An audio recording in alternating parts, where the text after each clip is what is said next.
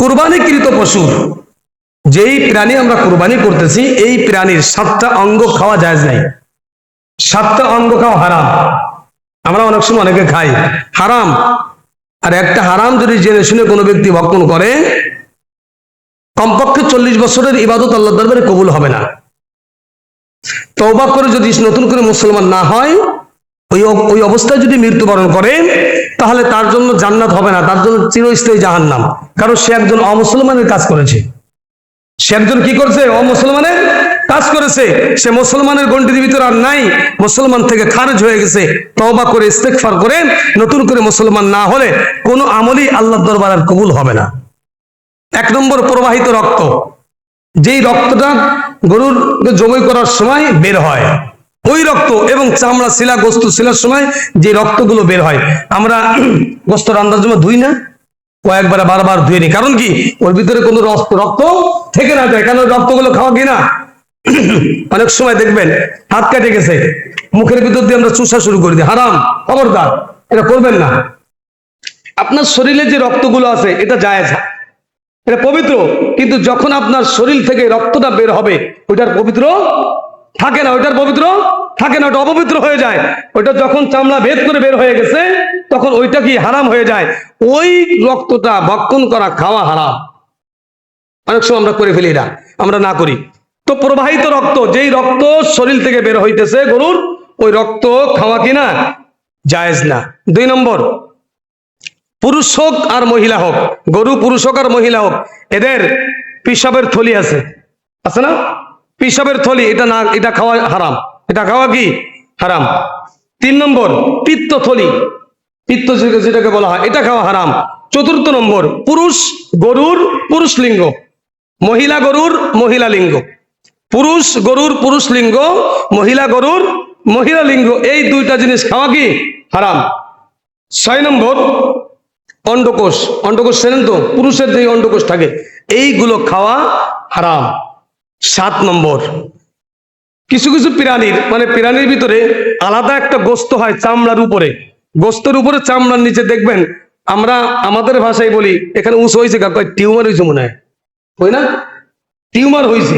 অনেক সময় এরকম অনেক গরুর ভিতরে এই চামড়ার নিচেই আর গোস্তের উপরে থাকে, এই গোস্তের টুকরোটা খাওয়া হারাম। আমার কথা মনে বোঝেন না আপনারা? চামড়ার নিচে, আমাদের মানুষের শরীরে যদি কোনো থেকে ফুলে ওঠে, ডাক্তারের কাছে গেলে কি বলে? ব্যথা হয়েছে, মনে টিউমার হয়েছে, এরকম বলি না? এরকম কিছু জিনিস মানুষের শরীরেও হয়, অন্য প্রাণীর শরীরেও হয়, যেটা সাধারণত চামড়ার নিচেই থাকে, গোস্তের উপরে থাকে। এই অংশটা খাওয়া কি হারাম। এই 7 অঙ্গ খাওয়া হারাম। যদি আমরা জেনে শুনে খাই, তাহলে ওই যে আগে যেটা বললাম ওই রকমই হবে। আমরা এইগুলো খাওয়ার থেকে কি থাকবো? বেঁচে থাকবো। হজের মাস চলতেছে এখন, যারা হজে গেছে আলহামদুলিল্লাহ, যারা হজে আমরা যাইতে পারি নাই, আমাদের কি দরকার নাই যে হজের একটু সব আমরা অর্জন করি? আল্লাহ নবী মুহাম্মদ রাসূলুল্লাহ সাল্লাল্লাহু আলাইহি ওয়াসাল্লাম, তার কাছে সাহাবীরা এসে প্রশ্ন করে, ইয়া রাসূলুল্লাহ, আমাদের ভিতরে কিছু ধনী আছে, কথা খেয়াল করে শুনি, ধনী আছে যারা আমাদের থেকে কিছু পার্সোনাল নেক আমল করে। আমরা নামাজ পড়ি, তারাও নামাজ পড়ে। আমরা রোজা রাখি, তারাও রোজা রাখে। আমরা জিকির করি, তারাও জিকির করে। আমরা দোয়া দুরূদ তাসবিহ তাহলিল পড়ি, তারাও এরকম করে।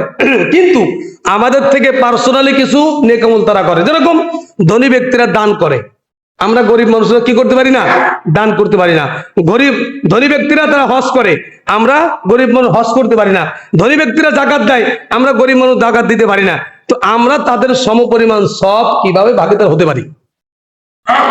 রাসূল সাল্লাল্লাহু আলাইহি ওয়াসাল্লাম কিছু আমল বাতলাই দিলেন। তো সাহাবীরা কি, তো আমলটা কি?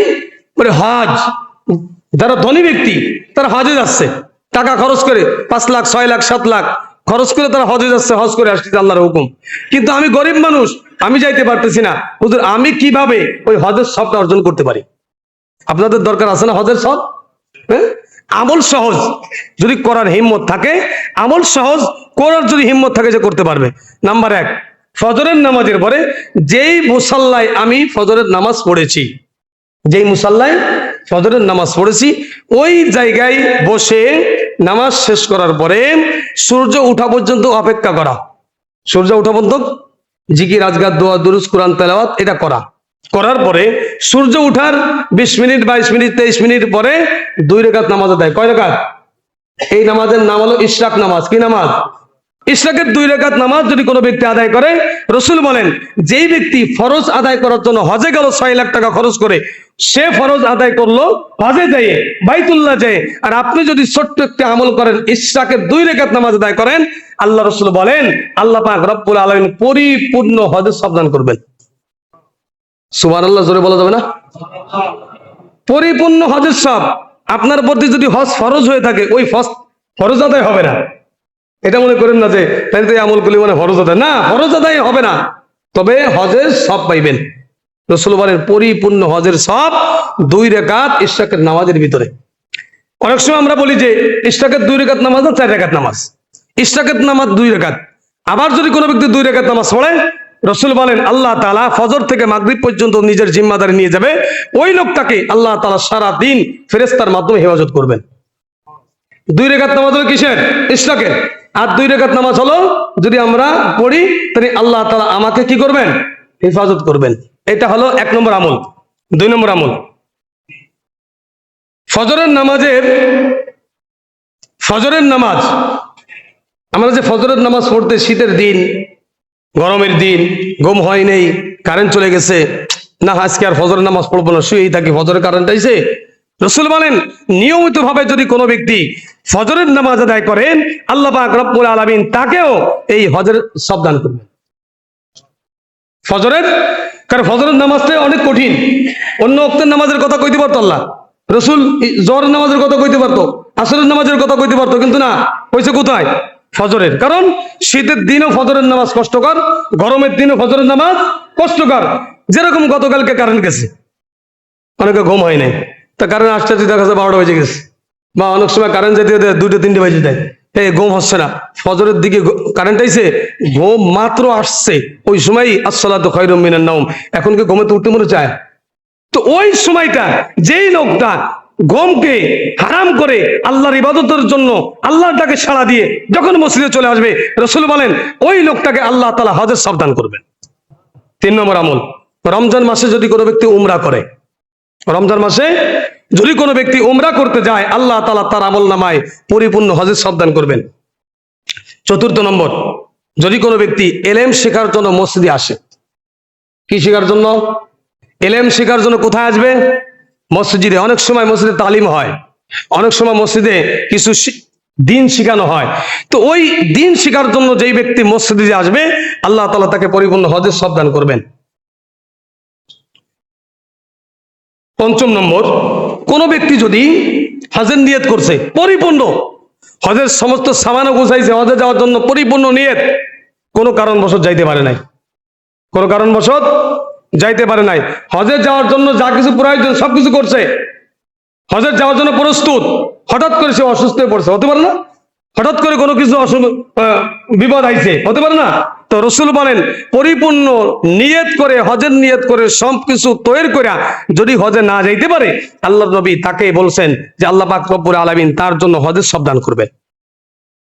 আরেকটা হলো, যদি কোনো ব্যক্তি জিহাদের জন্য কাউকে প্রস্তুত করে দেয়, জিহাদের জন্য কাউকে প্রস্তুত করে দেওয়া, অথবা কেউ জিহাদের ময়দানে গেছে তার বাড়ির খোঁজ খবর নেওয়া, অথবা কেউ হজ করতে গেছে তার বাড়ি একটু খোঁজ খবর নেওয়া, তার পরিবারে যারা আছে তাদের খোঁজ খবর নেওয়া, এই যে সামান্য একটু কাজ করলো, আল্লাহর নবী বলেন এই সামান্য একটু মেহনতের কারণে আল্লাহ তাআলা তাকেও পরিপূর্ণ হজের সওয়াব দান করবেন। করতে পারবো না ইনশাআল্লাহ?